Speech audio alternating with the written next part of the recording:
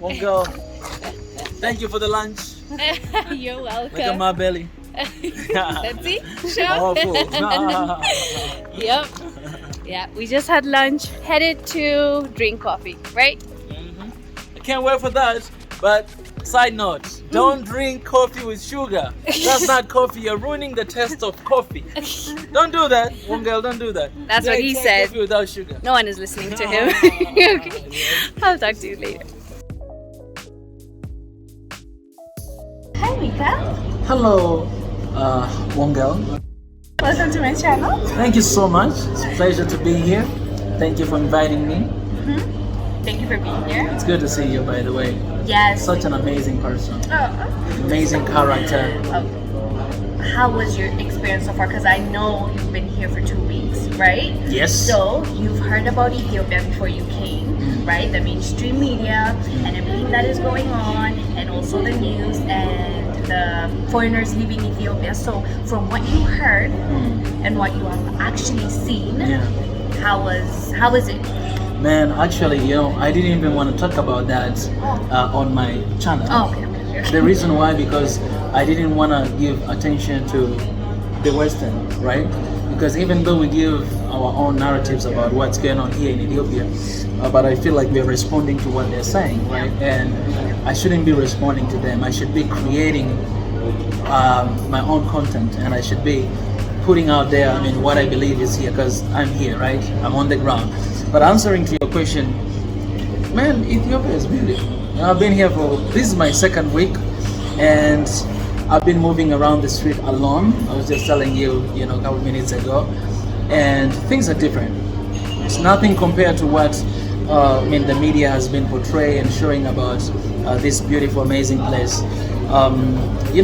None of those are truth, and I think it's a time for us to actually not responding to them, because it's like giving them attention, right? Because that's what they want.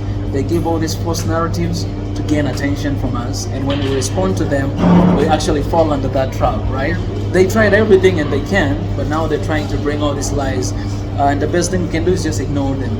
That you say this, but we're out of here. We have something else to do. You know what I'm saying? I totally agree with that.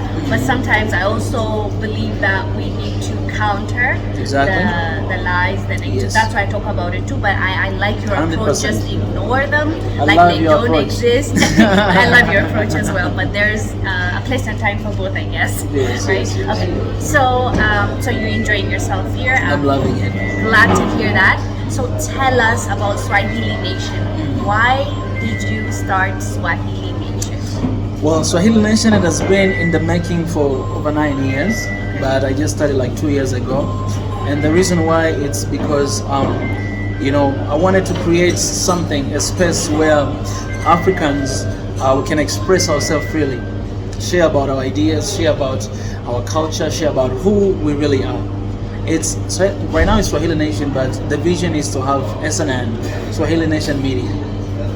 Swahili Nation Network, right? A Swahili Nation Network, it's like an African media, because I feel like we don't really have that, and even those that we have, they are owned by all these big corporates, right? And so that was the idea why I created that, and I think that's what we are doing, up to this moment. Okay, that's beautiful. So I wanted to ask, what's next? What should we expect from Mika? Wow, that's a good question. She has really good questions, guys. Well, I think for me, I'm very, predictable, because 3 things that I always talk, I believe, and I live is love, peace, and unity.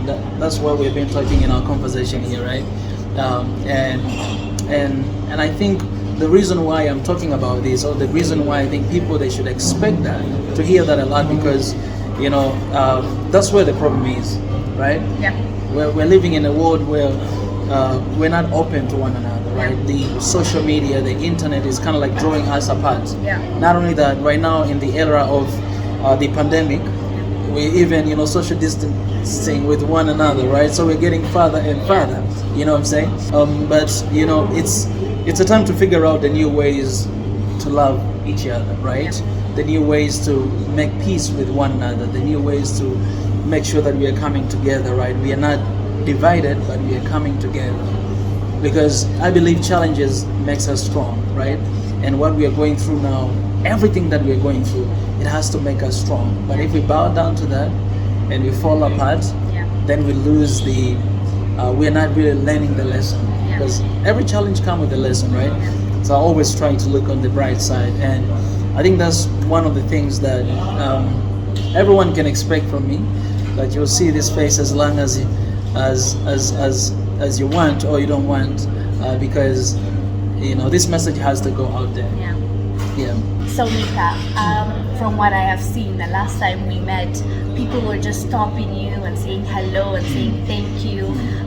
Ethiopians really, from what I've seen and heard, really appreciated what you were doing for Ethiopia. Basically, when people were not really paying attention to the truth and just spreading the narrative the West was spreading, you and a few channels like Tuna Cheki were standing up and telling the world what is really actually happening on the ground. So, first of all, how did you realize that everything that was going on was a lie, that that what the mainstream media was reporting on, and why did you feel the need to talk about it when you did? Because the similar thing happened to Tanzania when we lost our dear President Magufuli, RIP.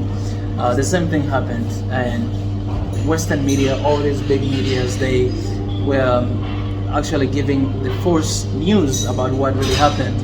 And I remember I made a spoken word. I have that video. I made a spoken word called Dear Western Media.